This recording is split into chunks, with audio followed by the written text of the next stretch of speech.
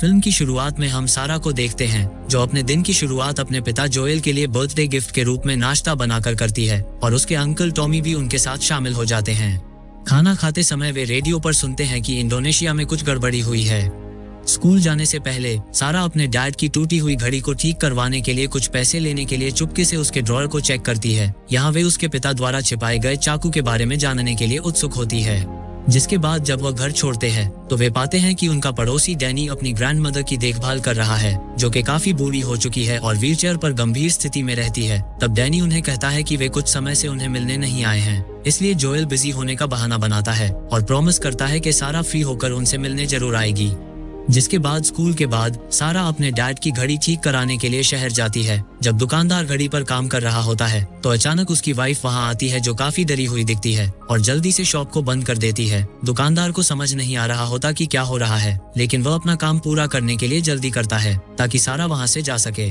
उसी शाम सारा अपने पड़ोसियों से मिलने जाती है और डैनी की वाइफ कोनी को बताती है कि उसने रास्ते में बहुत सारी पुलिस देखी है, लेकिन कोनी ने न्यूज़ पर ऐसा कुछ भी नहीं सुना। वहाँ घर में डीवीडी का एक बड़ा कलेक्शन है और सारा इसे चेक करने लगती है। तभी उसके पीछे बूढ़ी ग्रैंडमदर को एक अजीब तरह का दौरा पड़ता है, जबकि वह हिलने डुलने में बिल्कुल सक्षम नहीं है, लेकिन सारा इसे नोटिस नहीं कर पाती और एक डीवीडी अपने बैग में रख लेती है। बाहर जाते समय वह देखती है कि कुत्ता बूढ़ी ग्रैंडमदर को उत्सुकता से घूर रहा है। जब वो बाहर निकलती है तो बहुत सारे आर्मी प्लेन्स को शहर के ऊपर से जाते हुए देखती है। जिसके बाद रात में वह टीवी पर सुनती है कि पूरे शहर में हिंसक घटनाएं हुई हैं, लेकिन सरकार इसके पीछे का कारण नहीं बता रही। तभी जोएल के घर आने पर वो टीवी बंद कर देती है और उसे जन्मदिन के गिफ्ट के रूप में घड़ी और डीवीडी देती है। इसलिए वे दोनों उस फिल्म को एक साथ देखने का फैसला करते हैं। हालांकि सारा सो जाती है। अचानक जोएल को किसी का फोन आता है और वो सारा को बिस्तर पर लिटा देता है और अपने ट्रक में निकल जाता है। 3 घंटे बाद सारा जागती है और बाहर से हेलीकॉप्टर और लोगों के चीखने का शोर सुनती है। जब वो घर में अपने पिता को नहीं पाती तो टीवी ऑन करती है। यहाँ उसे घर से बाहर ना निकलने की वार्निंग लिखी मिलती है। तभी अचानक खिड़की पर हुए शोर को सुनकर वो चौंक जाती है, जो पड़ोस के घर का कुत्ता करता है, जो कि काफी डरा हुआ है। सारा उसे शांत करने के लिए बाहर जाती है और उसे घर ले जाने की कोशिश करती है, लेकिन कुत्ता किसी खौफ के कारण घर में नहीं जाना चाहता और खुद को सारा से छुड़ाकर वहां से भाग जाता है। सारा की समझ में नहीं आता कि कुत्ता अपने ही घर में जाने से क्यों डर रहा है। तब सारा पड़ोसियों को देखने जाती है और सभी लाइटें बंद होने के कारण उसे फर्श पर खून तब तक नजर नहीं आता जब तक वो उस पर कदम नहीं रखती। वह डैनी का खून था जो फर्श पर घायल पड़ा है और मदद के लिए भीख मांग रहा है। सारा ये सोचकर करीब जाती है कि उसके साथ कोई दुर्घटना हुई है, मगर बूढ़ी ग्रैंडमदर को मृत कोनी को खाते हुए देखकर चौंक जाती है। ग्रैंडमदर के मुंह से कुछ अजीब फंगस निकल रही है और जब वह सारा को नोटिस करती है तो वह उस पर भी हमला करने की कोशिश करती है, इसलिए सारा घर से बाहर भाग जाती है। उसी वक्त जोएल और उसका भाई टॉमी एक ट्रक में वहां आ जाते हैं। ग्रैंडमदर उन पे हमला करने घर से बाहर आती है और जोएल उसे मारने से नहीं हिचकिचाता, ये समझाते हुए कि उन्होंने लोगों को शहर में इसी तरह किसी वायरस से इन्फेक्टेड होकर हमला करते हुए देखा है और इसका एकमात्र समाधान इन्फेक्टेड लोगों को मारकर खुद को बचाना। तब वह वहां से ट्रक में निकल जाते हैं और जोएल सारा को बताता है कि वे कहते हैं कि यह किसी प्रकार का वायरस या परजीवी है और शहर के कई लोग इस वायरस से प्रभावित हुए हैं और शायद जब उनके पड़ोसी ग्रैंडमदर को चेकअप के लिए शहर के अस्पताल ले गए थे वहीं से वो भी इन्फेक्टेड हो गई थी। शहर से बाहर जाते समय वे देखते हैं कि एक घर में आग लगी हुई है और लोग लिफ्ट के लिए पूछ रहे हैं, लेकिन जोएल टॉमी को उन पर ध्यान न देने के लिए कहता है। जब वे हाईवे पर पहुंचते हैं तो पाते हैं कि सड़क पर ट्रैफिक जाम लग गया है। टॉमी मैदान के माध्यम से ड्राइव करने की कोशिश करता है, लेकिन सेना पहले ही आ चुकी है और पूरे एरिया को ब्लॉक कर रही है। वे शहर को पार करने के लिए ट्रक को घुमाते हैं और नॉर्थ की ओर जाते हैं, इस उम्मीद में कि उन्हें मेक्सिको जाने के लिए कोई साफ सड़क मिल जाएगी। आर्मी प्लेन्स जमीन के काफी करीब से उड़ रहे हैं और शहर में लोग डरे हुए हैं और शहर से बाहर भागने की कोशिश कर रहे हैं और कारों के गुजरने के लिए जगह नहीं छोड़ रहे। टॉमी वापस जाने की कोशिश करता है, लेकिन ट्रक को अब घेर लिया गया है और तभी आर्मी वहां बम गिरा देती है। उनका ट्रक विस्फोट की चपेट में आ जाता है और पूरा परिवार कुछ सेकंड के लिए बेहोश हो जाता है। जब सारा को होश आता है तो वह पाती है कि उसके टखने में चोट लगी है और जोएल उसकी सावधानी से ट्रक से बाहर निकलने में मदद करता है। उसी वक्त एक कार ट्रक से टकरा जाती है और उसमें आग लग जाती है, जिससे वह गली बंद हो जाती है जहां टॉमी खड़ा था। तब दोनों भाई शहर के बाहर मिलने का फैसला करते हैं, तेजी से जाने के लिए जोएल सारा को उठा लेता है और सड़कों के माध्यम से अपना रास्ता बनाता है जो अब संक्रमित लोगों से भरी हुई हैं, जो मासूमों को खा रहे हैं। एक संक्रमित आदमी उन्हें देखता है और उनका पीछा करना शुरू कर देता है, इसलिए जोएल उससे बचने के लिए दुकानों और घरों के अंदर भागना शुरू कर देता है। संक्रमित आदमी हार नहीं मानता और उनका पीछा करता है जब तक कि वे वापस बाहर नहीं आ जाते, जहां वह उन पर हमला करने वाला होता है कि अचानक उसे एक आर्मी सोल्जर गोली मार देता है। जोएल मदद मांगता है, ये समझाते हुए कि वे संक्रमित नहीं हैं, लेकिन सैनिक को तब भी उन्हें मारने का आदेश मिलता है। जब वह आर्मी सोल्जर गोली मारता है तो जोएल रास्ते से हट जाता है और सारा को गिरा देता है। तब एक गोली उसके शरीर को छूती है। सोल्जर फिर से गोली मारने वाला होता है, लेकिन उसी समय टॉमी वहां आ जाता है और उस सोल्जर को मार देता है। जोएल सारा को देखने के लिए भागता है और यह जानकर टूट जाता है कि गोली ने उसे केवल इसलिए नहीं मारा था क्योंकि गोली सारा के शरीर से गुजर कर आई थी। वह खून को रोकने की कोशिश करता है और सारा को बताता है कि सब कुछ ठीक हो जाएगा, मगर तभी सारा उसकी बाहों में मर जाती है।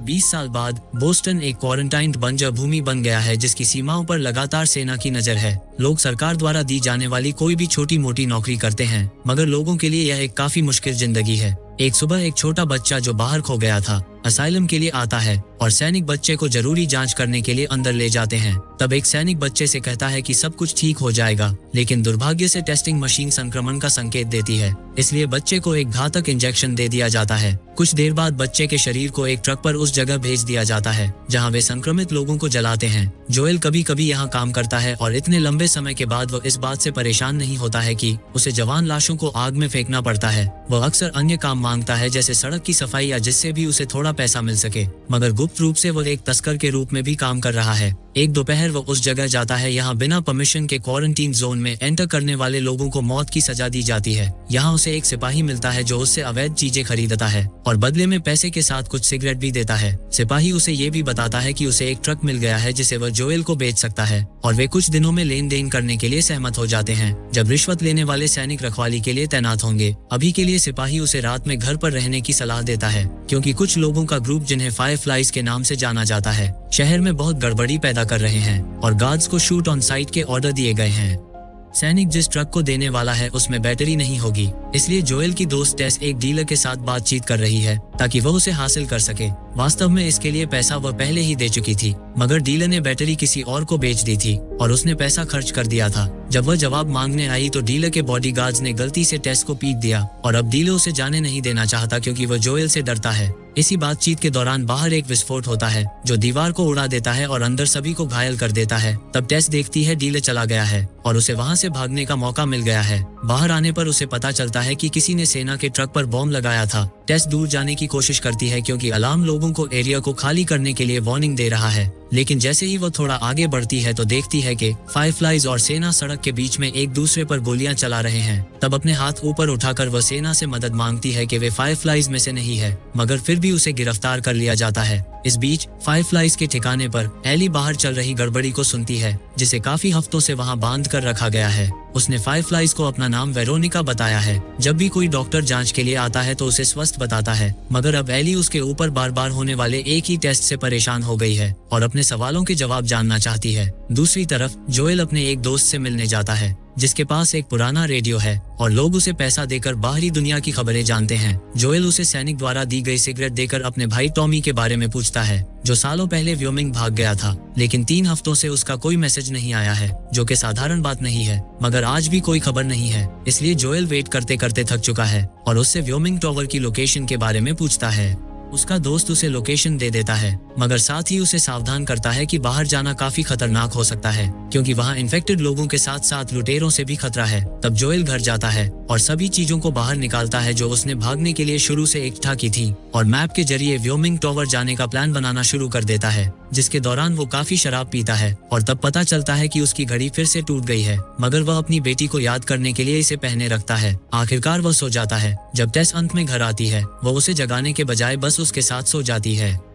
अगली सुबह जोएल टेस को लगी चोटों को देखता है और टेस उसे उसके साथ हुई सभी घटनाओं के बारे में बताती है। जोएल गुस्सा हो जाता है क्योंकि टॉमी को खोजने के लिए उसे बैटरी की जरूरत है, इसलिए टेस उसे यकीन दिलाती है जिसने भी बैटरी खरीदी है उसे खोज लेंगे और बलपूर्वक इसे वापस ले लेंगे। इस बीच फायरफ्लाइज के ठिकाने पर लीडर मार्लिन से उसके लोग सवाल पूछ रहे हैं कि क्यों बिना किसी कारण उन्हें जंजीर से बंधी एक अनजान लड़की के लिए आर्मी के साथ फाइट करके अपने लोगों को खोना पड़ रहा है। तब मार्लिन बताती है कि ऐसा करके वह आर्मी का ध्यान भटका रहे हैं ताकि आज रात वे एली को रेडियो टावर तक सुरक्षित ले जाने के लिए निकल सकें, और वो एक पेपर पर उन्हें इसके पीछे का कारण बताती है कि एली खास क्यों है। दूसरी तरफ जोएल और टेस मुखबिरों को पैसा देकर बैटरी की जानकारी लेते हैं और उसे लेने के लिए एक छिपी हुई सुरंग के माध्यम से बिल्डिंग में एंटर करने के लिए सहमत होते हैं। इस दौरान एली उस जंजीर को तोड़ने की कोशिश करती है जिससे वो बंधी है, मगर तभी अचानक मार्लिन वहां आ जाती है और एली को उसका बैग देती है जिसमें उसका एक चाकू भी है जो उसे काफी पसंद है। अंततः वो उसकी जंजीरों को खोल देती है और उसे बताती है कि क्यों वो सबके लिए खास है, जिसे उसे अपनी सेफ्टी के लिए किसी को नहीं बताना चाहिए।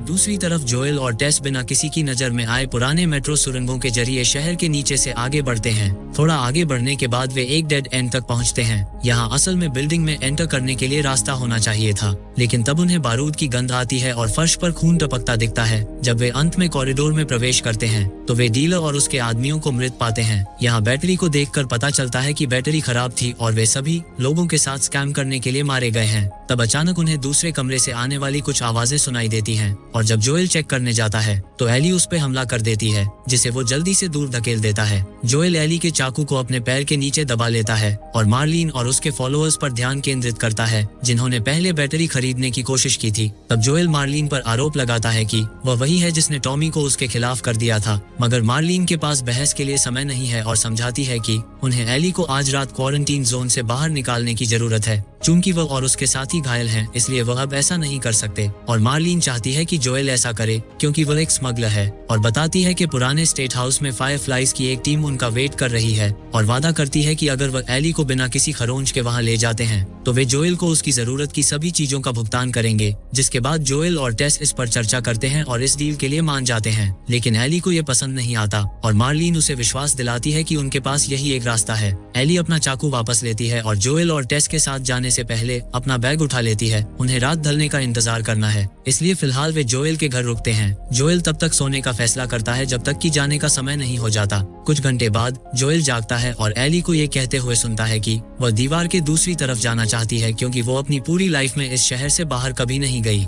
जोएल सोचता है कि एली शहर के किसी इम्पोर्टेंट लीडर की बेटी है, लेकिन एली अपने बारे में कुछ नहीं बताती। उसी समय टेस वहां आती है और बताती है कि जाने का समय हो गया है। आर्मी लोगों को कर्फ्यू के बारे में याद दिलाने के लिए पूरी रात सड़कों पर गश्त करती है, मगर टेस और जोएल एली को साथ लेकर एक विशेष तस्करी सुरंग के जरिए शहर की सीमा के ठीक बाहर निकल आते हैं। एली को विश्वास नहीं हो रहा कि वह सच में उस क्वारंटीन शहर से बाहर आ गई है और बिना किसी इमारत वाले आकाश को देखकर वो चकित हो जाती है। सेना और मिलिट्री लाइट से बचते हुए तीनों छिपते छिपाते धीरे धीरे आगे बढ़ते हैं, मगर जब वे एक पुरानी दीवार के पास पहुंचते हैं तो एक सैनिक उन्हें देख लेता है। टेस की रिश्वत की पेशकश को नजरअंदाज करते हुए वह आदमी तुरंत उन्हें घुटनों पर बैठा लेता है और मशीन से उनकी जांच करता है। जोएल और टेस ठीक हैं, लेकिन जब वह एली के पास जाता है तो वह अपने चाकू से उसके पैर पर वार कर देती है। सैनिक उसे मारने के इरादे से एली पर अपनी बंदूक पॉइंट करता है और तभी जोएल को वह रात याद आती है जब उसने अपनी बेटी सारा को खो दिया था। तब जोएल सैनिक पर हमला करता है और उसे तब तक पीटता है जब तक कि वह मर नहीं जाता। टेस सिपाही की परीक्षण मशीन उठाती है और एली के संक्रमित होने का पता चलने पर चौंक जाती है।